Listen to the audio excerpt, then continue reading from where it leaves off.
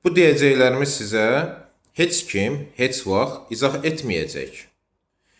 2021-ci ildən 23-cü ilə qədər cəmi 2 ilə Azərbaycan Respublikasında rəsmi olaraq 32.473 nəfərin öd kisəsi çıxarılıb.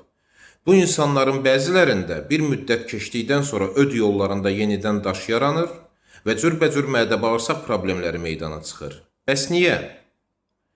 Çünki hamımız düşünürük ki, öd kisəsini çıxartdıqsa problem bitdi. Əslində bu başlanğıcdır. Çünki öd kisəsində daşın yaranma səbəbin heç kim aradan qaldırmayıb.